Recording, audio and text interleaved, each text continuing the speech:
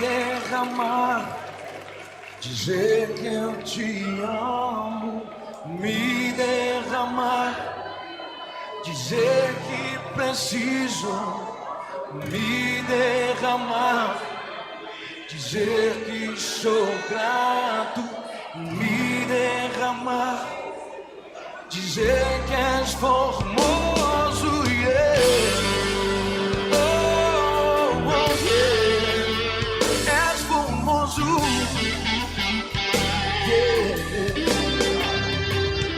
Eis-me aqui, outra vez, diante de ti, abro meu coração, meu amor, escuta e fazes cair as barreiras em mim. És fiel, Senhor, e dizes palavras de amor e esperança sem fim. Ao sentir teu toque, por tua bondade,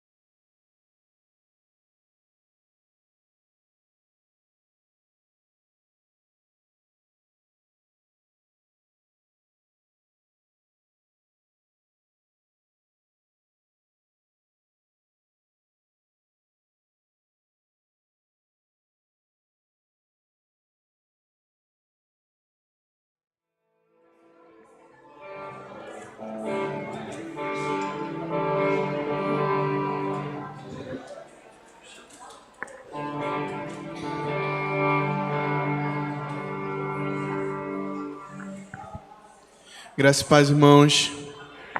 Convido os irmãos a ficarem de pé. Vamos fazer uma oração inicial para iniciarmos o nosso culto. Oremos. Senhor, maravilhoso Deus, eterno Pai, obrigado, Senhor, por cada um que está aqui, Senhor, na Tua casa, Senhor, para Te louvar, Senhor, e engrandecer o Teu nome, Pai. Senhor, fala, Senhor, aos nossos corações, faz, Senhor, que nós possamos ouvir, Senhor, o que Tu tem a nos dizer, Pai, e que nós possamos sairmos daqui, Senhor, de forma diferente de que nós entramos aqui, Pai. Senhor, fica com cada um de nós aqui, nos abençoa, Senhor, e nos ajuda, Senhor, com cada situação que cada um esteja passando, Pai. E é isso que eu te peço, te agradeço, em nome do Teu Filho amado Jesus. Amém. Vamos começar a louvar o Senhor com meu alvo e seu nome é.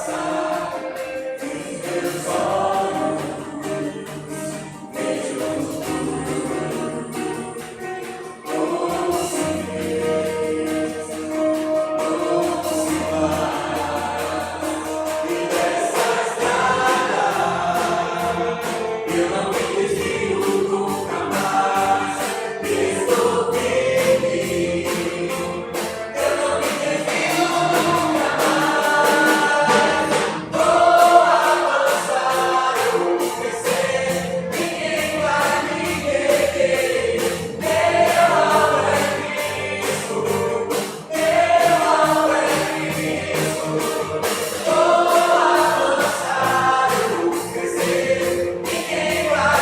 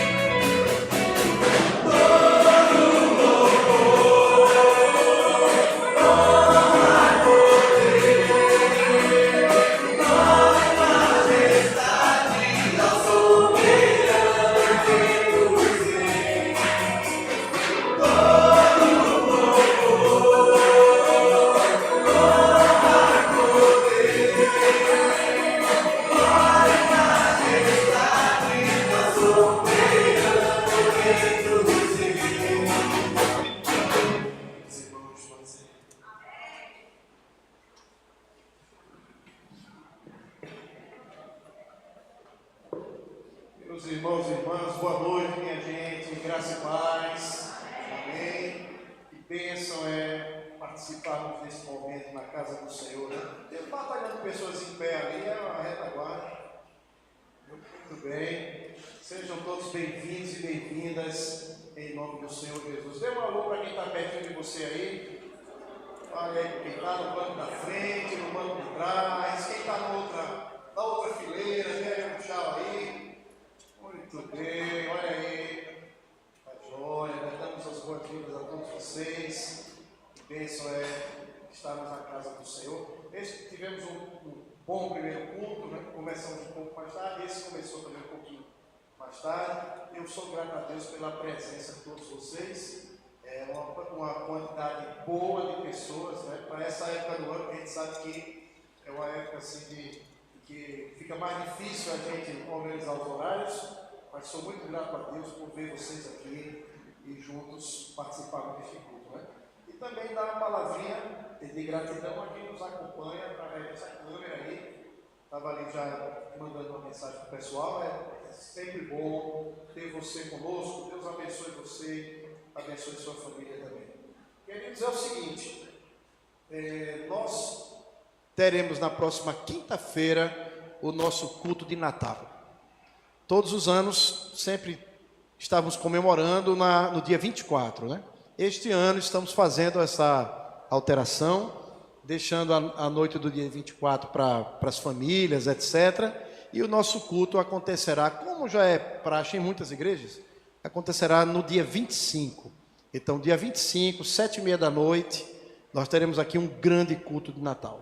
Então, com uma mini cantata do nosso coral, está aí o cardzinho, né?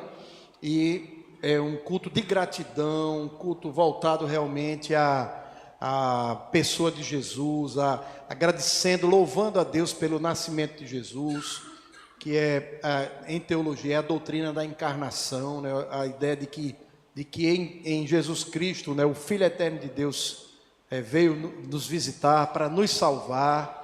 E você é nosso convidado, nossa convidada para vir também na quinta-feira e celebrar aqui, depois de ter celebrado na sua casa ou em outro lugar, mas na quinta-feira juntos aqui celebrarmos com muita alegria o Natal, o nascimento de Jesus. Então faça todo o possível para estar conosco no Natal, né, na quinta-feira à noite, 7h30 da noite até mais ou menos 9 horas, não mais do que isso. E nós teremos aqui, portanto, um culto com muito louvor, com muita gratidão ao nosso Deus, tá bom? E na outra semana, no dia 31, último dia do ano, estaremos nos despedindo de 2024. Espero que tenha sido um ano bom, esteja sendo um ano bom para você. Para muitos de nós foi um ano desafiador. Temos muitas pessoas enfermas na nossa igreja, algumas em situação bem difícil. Também será um Natal de dependência de Deus, né? Um ano novo de confiança, esperança no Senhor. Então nós temos muitas razões para estarmos aqui no último dia do ano. Então, se você puder, claro, né? Esteja conosco na quarta-feira, 31 de dezembro. Nosso culto vai de 9 da noite, 21 horas até 11 horas. 21 às 23 horas. 23 horas pontualmente estaremos encerrando o nosso culto. E teremos celebração da ceia do Senhor, um culto também com muito louvor, com a palavra de Deus também para você, e composto da diretoria estatutária. Então, vamos nos despedir de 2024, não é? Fechando com chave de ouro, confiantes, não é? Muito bem, dia 31, não é? O Natal 25, mas o dia 31, nós vamos nos despedir, né? Fechando o ano na presença do nosso Deus, tá bom, amados? Então, Natal, quinta-feira, 25, dia 31, nosso culto de Ano Novo, começando às 9 da noite e terminando às 11, né? Então, venha estar conosco nessas duas datas, tá bem? Nós vamos agora passar a palavra para o seminarista Reinaldo, que vai fazer o recitativo bíblico, e que nós tenhamos um restante de culto aqui muito abençoado, né? Que Deus fale a nossa vida, como já começou a falar, fale aos nossos corações. E você que não é da igreja, está aqui conosco, sinta-se muito bem recebido, recebida, a sua presença muito nos honra, e eu espero que você tenha uma experiência de culto, onde Deus também fale ao seu coração. Boa noite a todos, a graça e a paz do Senhor Jesus. Amém? Neste momento, vamos fazer o recitativo bíblico que se encontra no livro de Salmos 11, versículo de 1 a 5, Salmo 116, versículo 12 a 14 e o 17. D para dirigente, C para a congregação e T para todos. Assim diz a palavra do Senhor. Celebrai com júbilo ao Senhor todos os moradores da terra.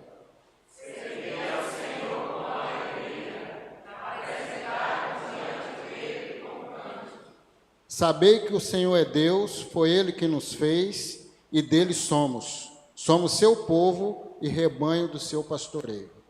Entrai nas suas portas com ações de graça e dos seus atos com hinos de louvor. Rendei graças e bendizei o nome. Porque o Senhor é bom, a sua misericórdia dura para sempre, e de geração em geração a sua fidelidade.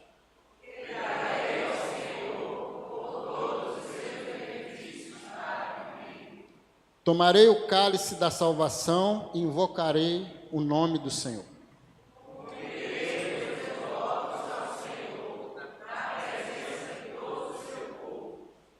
Oferecer-te-ei sacrifícios, ações de graças, e invocarei o nome do Senhor. Nesse momento eu gostaria de estar chamando, nós vamos ter duas palavras de oração. Gostaria de chamar a nossa irmã Tati e gostaria de chamar o nosso irmão Sérgio.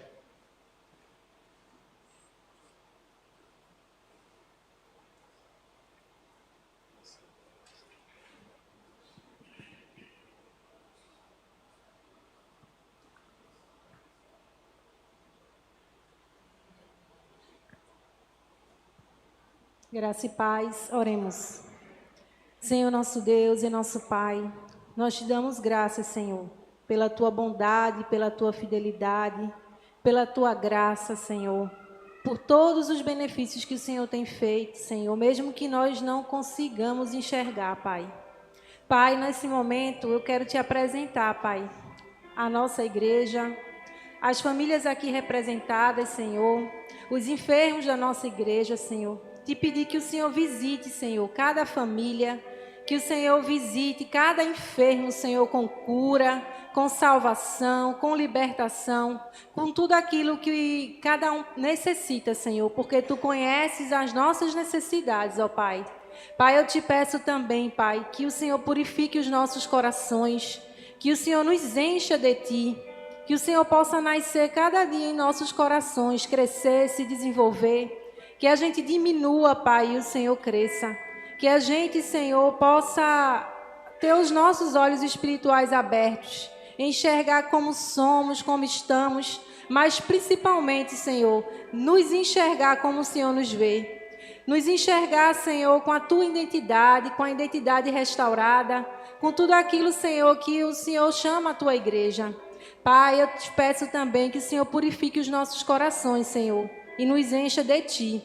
Que o Senhor direcione os nossos passos, que o Senhor nos traga consciência, que o Senhor venha revelar os ídolos do nosso coração, Pai. Que o Senhor também possa mostrar, Pai, quais altares temos levantado, Pai, para ídolos. Que o Senhor possa também, Pai, localizar o nosso coração nesta noite. Que o Senhor possa nos mostrar onde temos colocado o nosso coração, para que possamos ajustar a ordem das coisas, Pai. Perdoa todos os nossos pecados, Senhor. Nos purifica. Pai, renova nossa mente, Senhor, nesta noite. Nos dá, Senhor, a direção, Pai. Nos faz andar segundo a Tua vontade, segundo a Tua palavra, Pai. Que não sejamos apenas ouvintes, Senhor, mas praticantes da Tua palavra. Liberta-nos cada dia, Senhor, e nos move, Senhor, segundo o Teu propósito. É em nome de Jesus que eu oro e peço, Senhor, que cada enfermo dessa igreja, Senhor, possa receber o Teu toque santo nesta noite. E que o Senhor possa erguer os que estão desanimados, Pai, os que estão inquietos, Senhor, os que estão com medo, perturbados, que nesta noite possa receber a paz que excede todo entendimento, que possam se levantar em nome de Jesus, o nome que está acima de todo nome, o nome mais poderoso que existe. Em nome de Jesus, amém.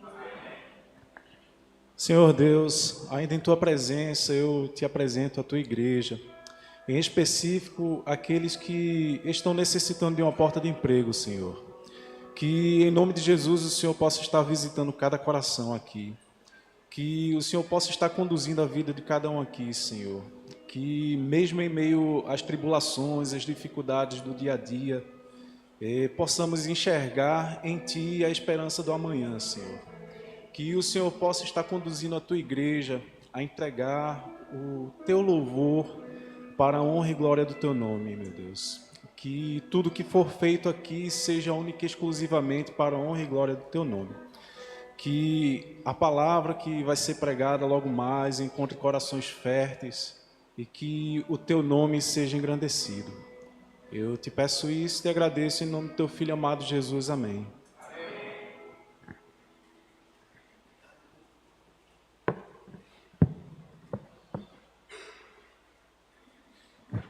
Graça e paz, meus irmãos.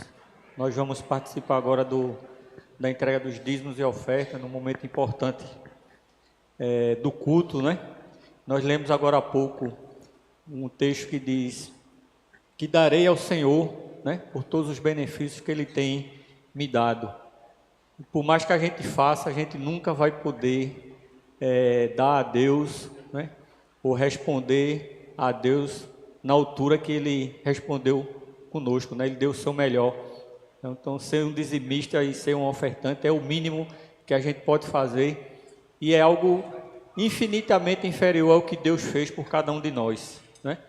É um privilégio contribuir com a obra de Deus, né? É uma oportunidade que Ele nos dá. O nosso inimigo, Satanás, ele tende, a vontade dele é aprisionar o nosso coração pela avareza, né? Pelo apego aos bens. Mas Jesus veio nos libertar, né? Nos libertar para as boas obras. E sustentar a obra de Deus é uma boa obra. Vale a pena investir na obra de Deus, né? Que você tenha esse coração grato, né? Que a gente possa reconhecer todos os dias, né? E estar sempre perguntando: o que eu posso dar a Deus por tudo que Ele tem feito, né? A cada dia na minha vida. Eu convido os irmãos que vão nos ajudar nesta noite no recolhimento.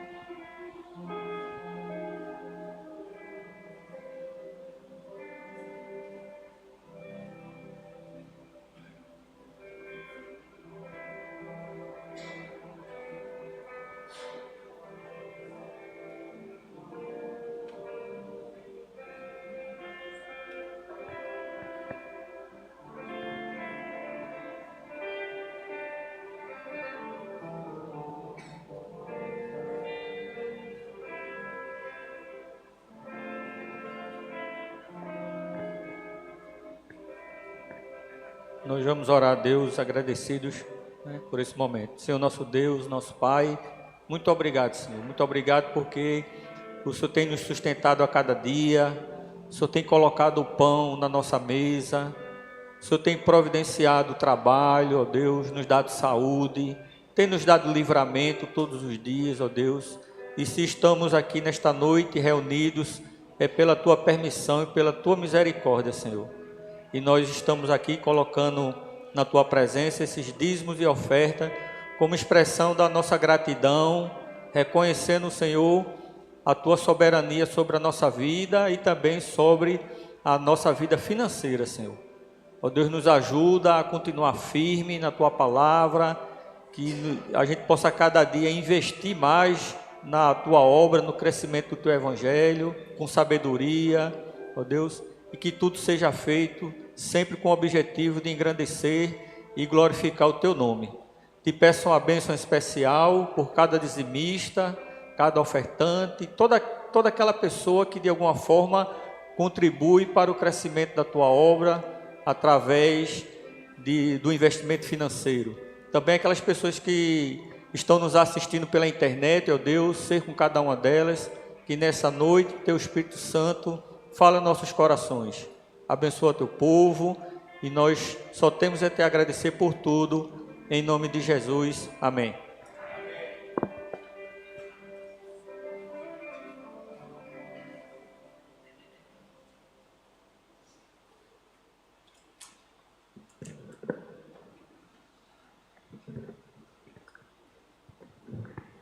Convido os irmãos a ficarem de pé para louvarmos o Senhor.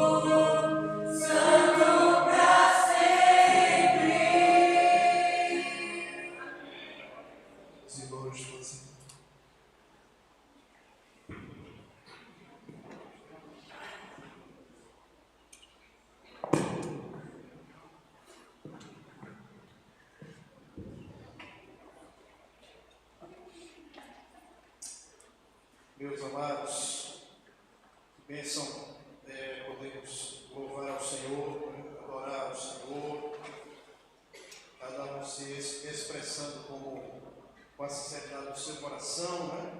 E Deus busca verdadeiros adoradores que o adorem em espírito e verdade. Meus amados, nós estamos na semana de Natal, daqui a 3 dias, né? Na quarta-feira. É a noite de Natal. Nós, como igreja, nós sempre celebramos o Natal e entendemos que esta é uma prática do cristianismo. A questão da data, nós nos irmanamos aos irmãos espalhados no mundo todo, que há séculos celebram o Natal, na noite do dia 24 para 25, e nossa igreja tem essa prática e nós achamos que ela é uma prática bastante oportuna, porque a mensagem do Natal é a mensagem central da igreja. E como a gente vai ver aqui, ela contém o núcleo daquilo que nós cremos. E, portanto, embora o Natal, a data do Natal aconteça uma vez no ano, para nós como igreja, todo domingo é Natal. Porque em todo domingo, todos os 52 domingos do ano, nós proclamamos o núcleo dessa festa, que é justamente o fato de que Jesus veio a este mundo salvar os pecadores. E essa mensagem é a mensagem da igreja. Portanto, a sociedade comemora uma vez no ano, né? Nós comemoramos todos os domingos. É como, por exemplo, a Paixão de Cristo, que o pessoal comemora na semana chamada Semana Santa, e uma vez no ano, né? E nós proclamamos a vitória de Jesus em sua morte, em nosso favor, todos os domingos. Então, nós aproveitamos essas datas festivas para reforçar o conteúdo escriturístico, bíblico, dessas festividades. E procurando nelas ressaltar aquilo que é próprio do Evangelho. O texto que a gente vai ler para a nossa reflexão nesta noite está na segunda carta de Paulo aos Coríntios, no seu capítulo 8. Nós vamos ler do versículo 1 até o versículo 9. Segunda carta aos Coríntios, capítulo 8, do verso 1 ao verso 9. E nós estamos aqui na segunda carta aos Coríntios, nós estamos com os textos mais antigos do Novo Testamento. Os irmãos sabem muito bem que os primeiros livros escritos no Novo Testamento foram epístolas, foram cartas de Paulo. Embora no nosso Novo Testamento apareçam os 4 evangelhos, mas os evangelhos são posteriores.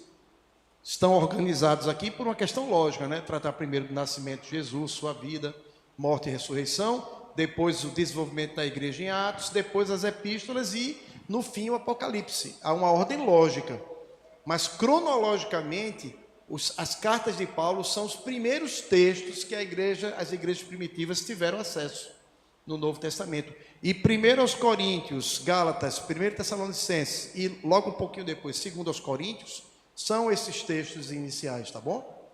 A gente vai ler aqui o capítulo 8, versos de 1 a 9, mas o núcleo da minha reflexão está no verso 9. E eu quero justamente falar do Natal como uma celebração do que Cristo fez por nós, ao empobrecer em nosso favor, para que nós fôssemos enriquecidos. É a mensagem do texto. Veja que o contexto aqui é um contexto em que Paulo está tratando de uma oferta financeira que as igrejas gregas, macedônias deveriam se sensibilizar e enviarem para os crentes de Jerusalém, da Judéia, que estavam passando por dificuldades. Então lemos assim: também, irmãos, vos fazemos conhecer a graça de Deus concedida às igrejas da Macedônia, as igrejas gregas em geral, né? porque no meio de muita prova de tribulação, manifestaram abundância de alegria, e a profunda pobreza deles superabundou em grande riqueza da sua generosidade, porque eles, testemunho eu, na medida de suas posses, e mesmo acima delas, se mostraram voluntários, pedindo-nos com muitos rogos a graça de participarem da ajuda aos santos, os santos de Jerusalém, aos crentes de Jerusalém. E não somente fizeram como nós esperávamos, mas também deram-se a si mesmos, primeiro ao Senhor, depois a nós, pela vontade de Deus, o que nos levou a recomendar a Tito, que era um cooperador de Paulo, que como começou, assim também complete esta graça entre vós. Como, porém, em tudo manifestais superabundância, tanto na fé e na palavra, como no saber, e em todo cuidado e em todo amor para convosco, assim também abundeis nesta graça. Não vos falo na forma de mandamento, mas para provar pela diligência de outros a sinceridade do vosso amor. Pois conheceis a graça de nosso Senhor Jesus Cristo, que sendo rico, por amor de vós, se fez pobre, para que pela sua pobreza fosseis enriquecidos. Tá certo, amados? Então temos aí o verso 9 como núcleo da nossa reflexão, né? Conheceis a graça do nosso Senhor Jesus Cristo, que sendo rico, por amor de vós se fez pobre, para que pela pobreza dele vós fosseis enriquecidos. Então aqui nós temos uma declaração concisa do Evangelho. Está nesse texto. O contexto, os irmãos já perceberam que é a questão financeira. E os crentes em Jerusalém estavam passando por dificuldades e por uma extrema pobreza. Então Paulo já havia escrito a primeira carta aos Coríntios. Sabemos que a igreja em Corinto, ficava na Grécia, Corinto, né? É uma igreja para quem Paulo escreve uma carta bastante dura, bastante recheada de repreensões na primeira carta. Paulo vai chamar aqueles irmãos de várias coisas, né? Já no capítulo 3, Paulo vai dizer que eles são carnais. Veja só que coisa dura, né? E ele vai dizer, vocês são crianças em Cristo. E vai começar a falar, vocês estão sendo lenientes com pecados. Tem alguma pessoa aí que tomou a mulher do próprio pai. O cara está vivendo na igreja com a madrasta dele, no lugar onde o pai também está congregando. Quer dizer, vocês não tomam nenhuma providência com relação a isso? Eu mesmo, se fosse aí, expulsaria a pessoa. Capítulo 6, né, Paulo vai falar da prostituição e da mistura com a idolatria. Bem, então a carta toda, 1 aos Coríntios, é uma carta que mostra erros graves da igreja, né? Mostrando que a Bíblia, o fato dela ser palavra de Deus também é corroborado por isso, irmãos, que são textos que procuram ser realistas e procuram tocar nas feridas que as igrejas e os destinatários da época possuíam. E por ser palavra de Deus, quando a gente abre, as nossas feridas também são tocadas, né? Concluindo a primeira carta, Paulo vai falar da coleta aos santos, etc., né? E na segunda carta, dentre outros assuntos, e ele está de alguma maneira também suavizando um pouco o que ele havia feito na primeira carta, ele vai chegar aqui ao capítulo 8 e 9, e a gente tem várias menções aqui no capítulo 8 e 9, a textos que nós usamos para falar de contribuição financeira. A gente sabe que a questão financeira, que não é meu tema, mas que motiva Paulo a falar da riqueza de Cristo, de como ele se tornou pobre, para que por esse ato dele a gente pudesse ter sido enriquecido. Então Paulo está dizendo isso para que os crentes em Corinto entendam que é um privilégio, é uma graça, é um favor que Deus está lhes fazendo, de permitir que eles ponham a mão no bolso, né, simbolicamente, claro, e ofertem, mandem oferta através de Tito ou de outra pessoa para os crentes da Judéia. Então, em vez de Paulo mencionar isso como se fosse assim um favor que os crentes de Corinto estarão fazendo aos irmãos da Judéia, ou mais propriamente Jerusalém, Paulo vai dizer que isso é um privilégio que Deus está dando aos crentes de Corinto, de também participarem no levantamento de oferta para aqueles irmãos de Jerusalém.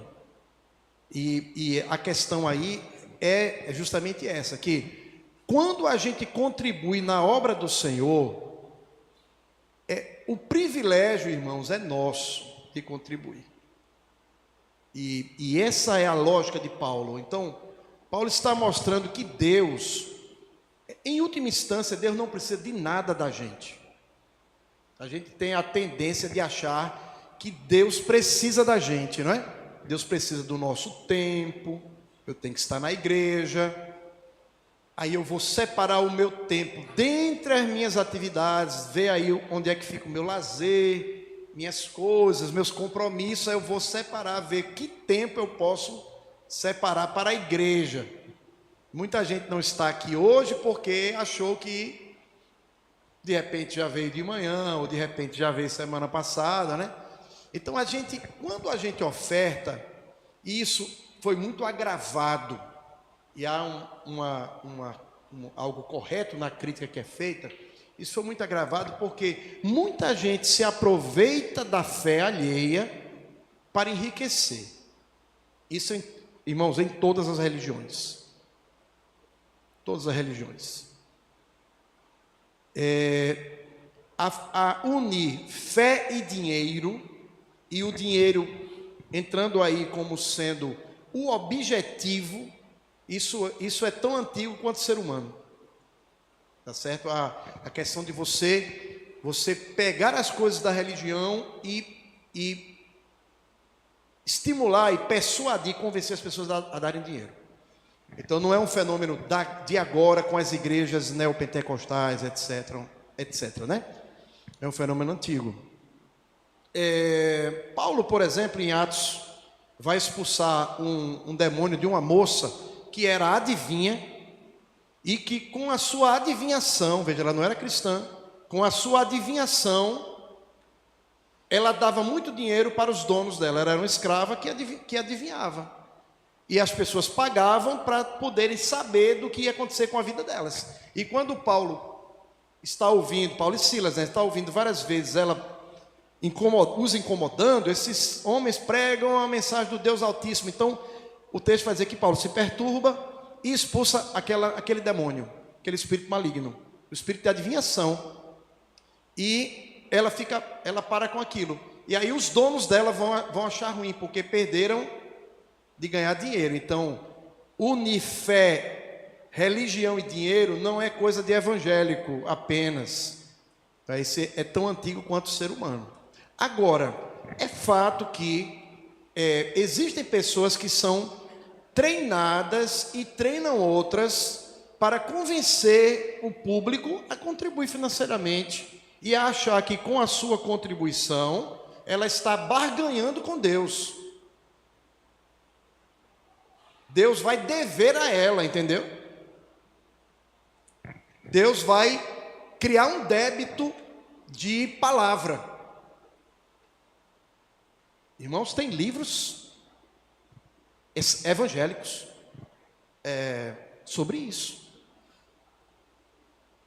Deus vai ficar preso, porque Ele prometeu na palavra dEle, você dá o dinheiro e Deus terá de fazer aquilo, porque Deus não pode ir contra a palavra dEle. Irmãos, tudo isso está profundamente errado. O dinheiro não é um fim, não é o objetivo da igreja, né? O dinheiro, assim como várias coisas, é um meio, não um fim para a igreja. Agora, uma coisa é certa, biblicamente falando, quando eu dou a minha oferta ao Senhor, esse meu ato que é sacrificial, eu estou entregando uma parte do meu ganho, do que eu poderia usar para outra coisa, poderia usar para adquirir coisas para mim. Quando eu estou entregando ao Senhor, Deus não me deve nada. Deus não deve nada. No fundo, eu ainda vou tocar nesse assunto, Deus não deve nada a ninguém. Quando Paulo fala que os crentes de Corinto deveriam participar da ajuda financeira aos santos da Judéia, Paulo coloca isso como sendo uma graça, um favor que Deus está dando àqueles crentes, eles poderem participar. Então, quando eu estou ofertando no reino, irmãos, o favorecido não é o reino de Deus, não. O favorecido sou eu. Eu estou tendo o privilégio, dado por Deus, de, em vez de gastar com cachaça, com prostituta, com maconha, com cocaína, com jogatina e etc., eu estou usando o meu dinheiro para proporcionar que o reino de Deus avance. O privilégio é meu. É uma graça. E isso está fundamentado num princípio, irmãos, que na Bíblia inteira, desde o seu começo, a Bíblia é contrária a qualquer coisa que aprisione você à vida material. A Bíblia é completamente contrária a isso. Desde o seu primeiro versículo, no princípio criou Deus os céus e a terra, só isso aí já fechava a questão. Porque quer dizer o seguinte, que tudo que é material e, portanto, a nossa vida, com tudo que ela é constituída, ela é devedora, nós somos devedores a Deus. Ele é a fonte, a causa de tudo que existe. Então, já nisso, tudo que é material tem que estar subordinado a Deus. Então, na Bíblia, a vida espiritual é infinitamente superior à vida material. Não implica na anulação da vida material, mas implica em colocar a vida material no seu devido lugar. E o devido lugar da vida material não é a primazia, não é o trono do nosso coração. A vida material, ela é inferior a Deus. Por isso que Paulo está dizendo que quando o crente contribui financeiramente, e aí por motivos justos, claro, não é isso? Numa instituição honesta, onde você sabe que ali o que você oferta é de fato para o reino, para as coisas de Deus.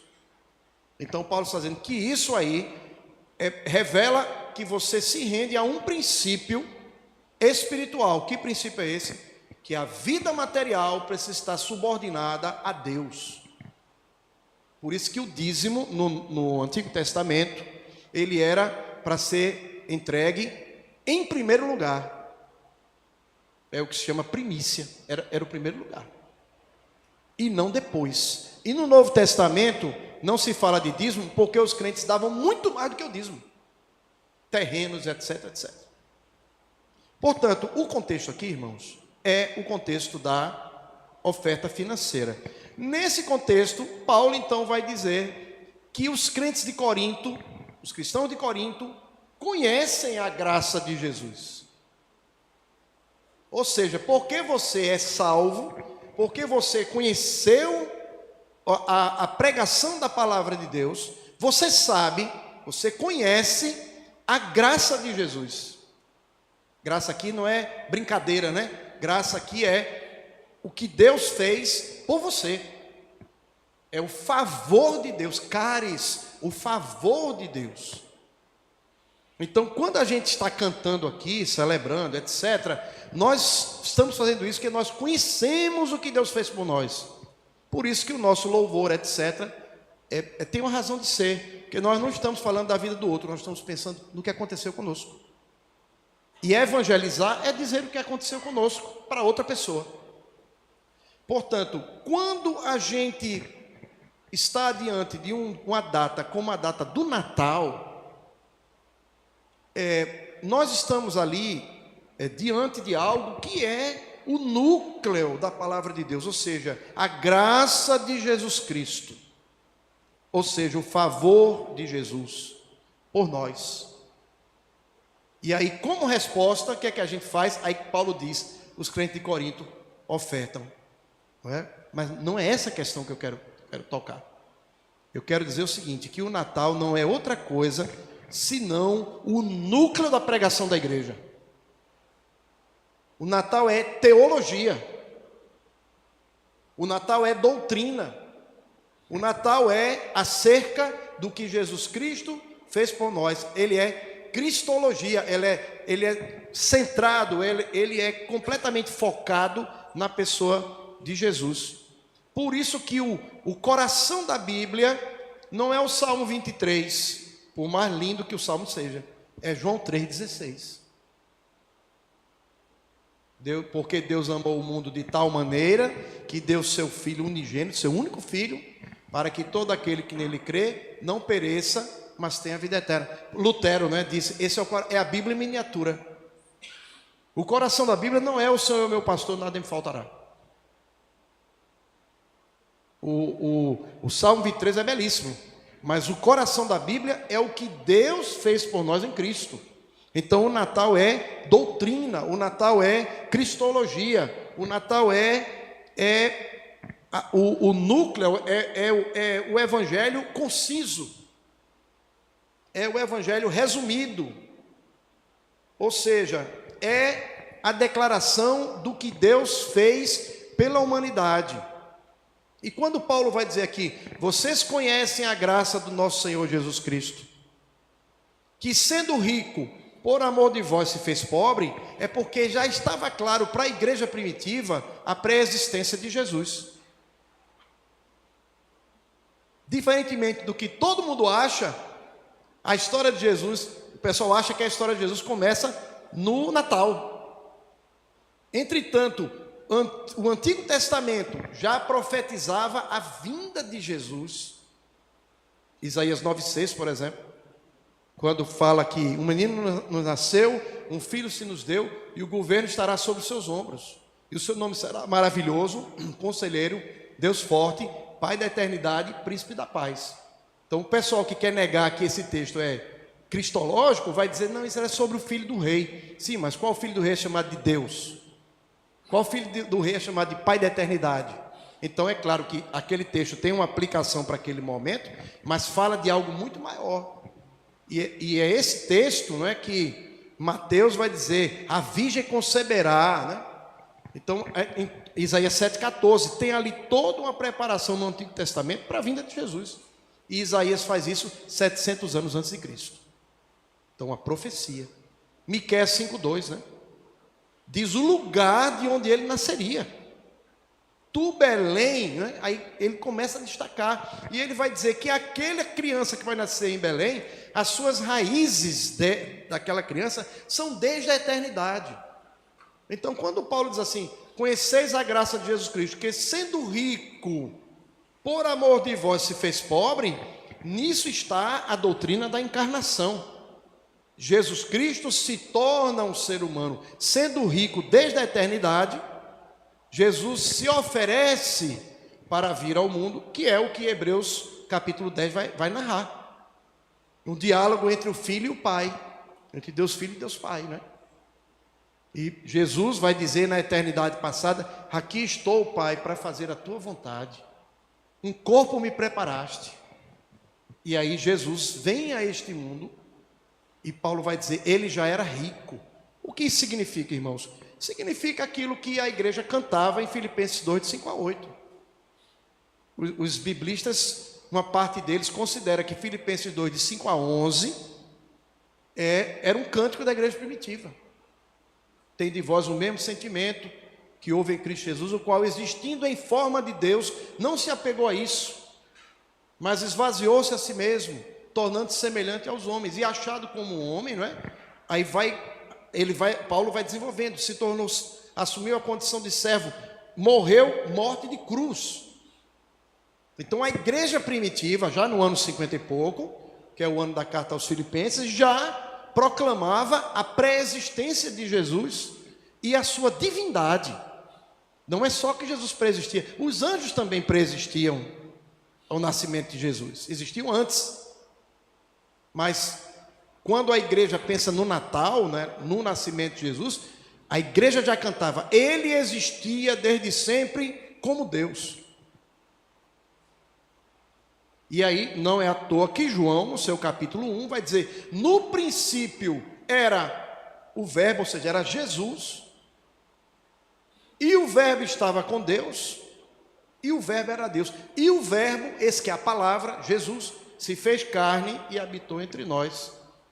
E vimos a sua glória como a glória do unigênito do Pai. Então, quando Paulo diz aqui: conheceis a graça de Jesus, que sendo rico, por amor de vós ser pobre, é porque a entrada de Jesus no mundo representou o que na teologia vai ser dito, um profundo esvaziamento de Cristo. Kenosis em grego, né?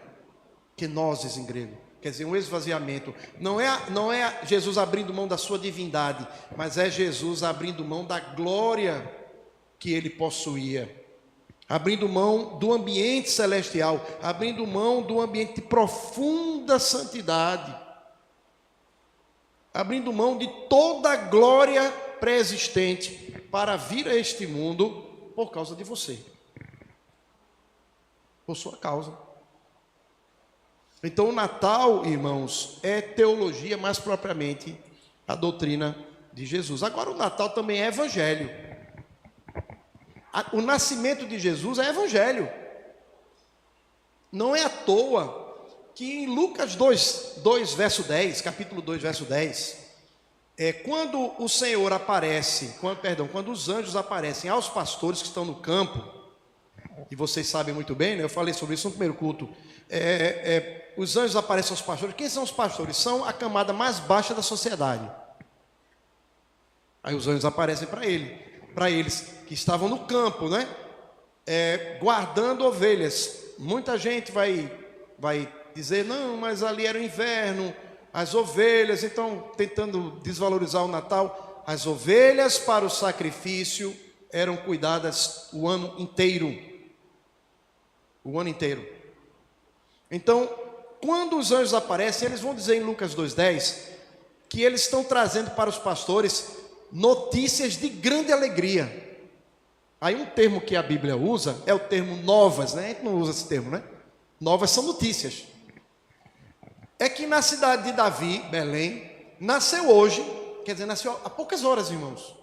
Porque quando eles vão lá ver o menino e Maria e José, Jesus está enrolado em panos, ainda nos panos que Maria tinha enrolado após ele nascer. Então Maria havia parido Jesus há pouco tempo, e eles vão chegar lá e vão ver ainda Jesus recém-nascido. E o anjo vai dizer assim: na cidade de Davi nasceu o Salvador, que é Cristo Senhor. Então, veja, em português está assim: o verso 10, na língua que Lucas está escrevendo, no grego, quando o anjo diz assim: eis que eu vos trago novas notícias de grande alegria, o termo que é usado ali, notícias, boas notícias, notícias de grande alegria, é um termo cuja raiz é a palavra evangelho. Lucas 2,10. O que é que os anjos estão dizendo? Nós estamos trazendo o evangelho. Notícias de grande alegria. É que nasceu em Belém, hoje, quase agora, o Salvador. O nome de Jesus quer dizer Deus salva. É o mesmo nome de Josué no Antigo Testamento.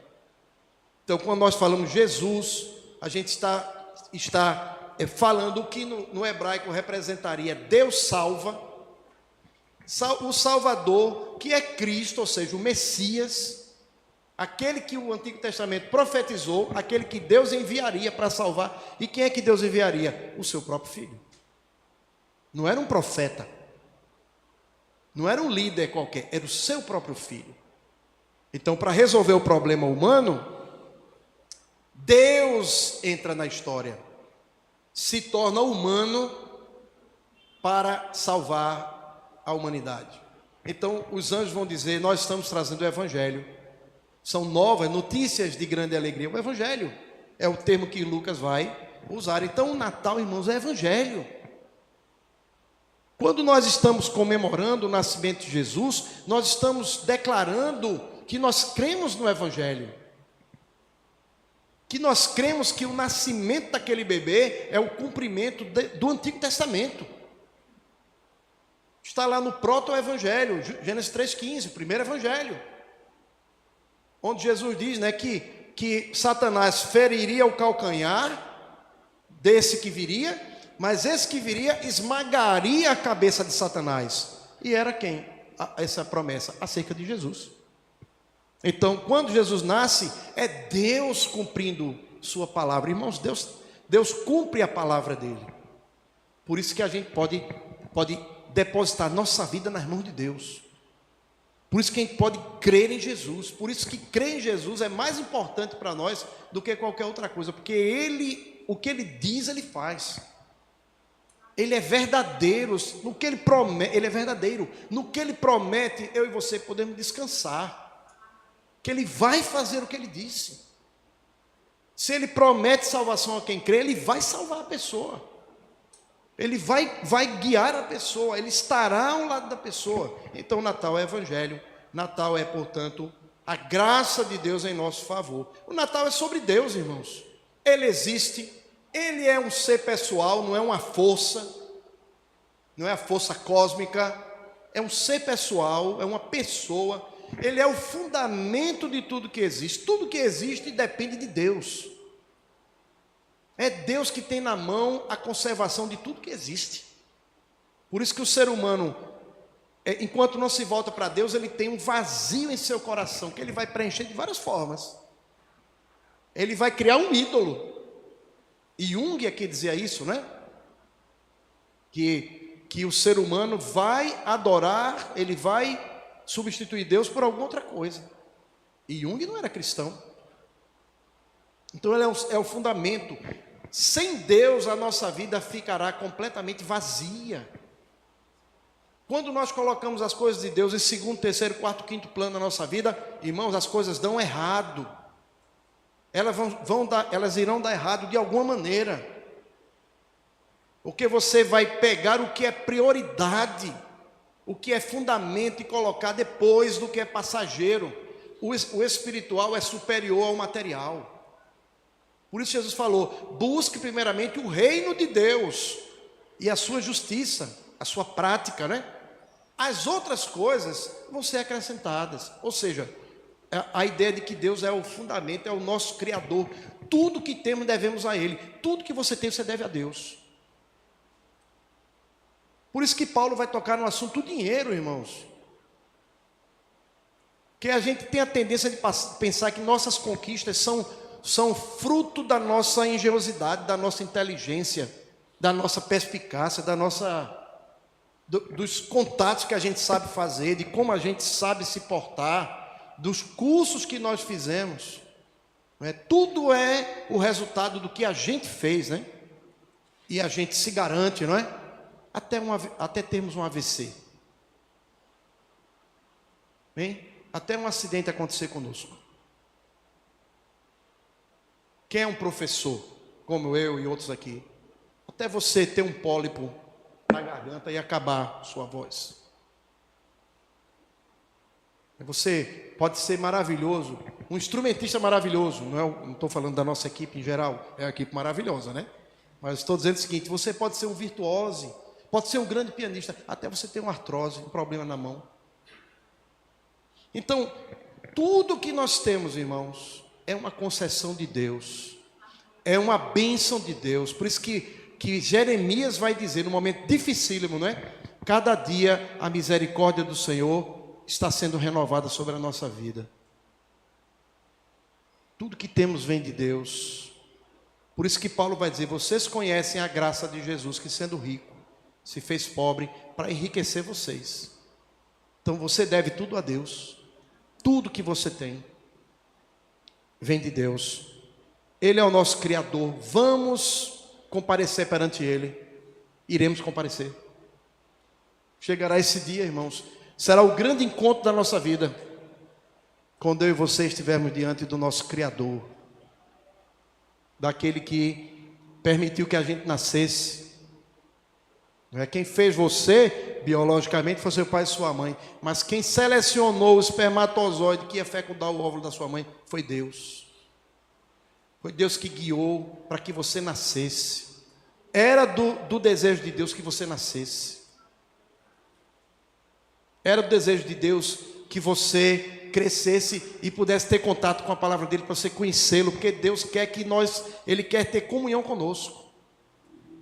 Pecadores, irmãos, pecadores como nós somos, Deus quer ter comunhão conosco. Isso é graça, isso é favor divino, isso é evangelho, irmãos. Só isso aí, a nossa vida toda teria que ser dedicada a Deus, né? Ele quer ter comunhão conosco, Ele quer que passemos toda a eternidade com Ele. Veja só, Deus quer passar toda a eternidade com você. Ele quer livrar você do julgamento que Ele vai ter que realizar contra o pecado, contra o mal. Deus vai derrotar o mal completamente, Ele vai julgar e condenar o mal, e Ele quer que você não passe por isso. Ele quer que isso que Ele vai fazer não recaia sobre você. Por isso que Jesus vai dizer: você conhece a graça de Jesus, sendo rico, por amor de vós se fez pobre. Então o Natal é sobre Jesus Cristo. O Natal é, em linhas gerais, né, acerca do que Deus tem feito. Natal é evangelho, Natal é graça. Agora o Natal também, irmãos, é sobre nós. É sobre nós. É sobre a nossa condição de pecadores. É sobre a nossa necessidade de salvação. E é sobre a reação que Deus espera que tenhamos. Essa reação não pode ser outra, senão dedicarmos a nossa mente, nossa força, nossos planos e nossa vida a Jesus. Conheceis a graça de Jesus Cristo, nosso Senhor, que sendo rico, por amor de nós, ou de vós, de todos nós, se fez pobre, para que pela sua pobreza fôssemos enriquecidos. Fomos enriquecidos pela graça de Deus, não é? Fomos perdoados dos erros que cometemos. Fomos libertos dos vícios, do poder do diabo sobre a nossa vida. Tivemos nossa vida transformada pelo poder do Evangelho. Temos paz interior pela presença do Espírito Santo. Temos certeza de salvação. Deus está conosco a cada dia, fomos grandemente enriquecidos. E quando é o Natal, irmãos? É no dia 25 de dezembro, né? Mas para todos nós, o Natal é hoje. O Natal é cada dia dos 365 dias do ano. Neles, Deus vem ao nosso encontro, em cada um desses dias, nos chamando, não é, a seguirmos, a crermos e seguirmos Jesus, e a confiarmos na palavra dele, nas suas promessas, né? Faça isso nesta noite. Faça isso nesses dias que antecedem o Natal. Feche o ano de 2025 seguindo verdadeiramente a Jesus, entregando realmente sua vida a Jesus, confiando nele a cada dia. Que esse Natal seja também mudança de mente, que é um termo que na Bíblia é traduzido por arrependimento, no Novo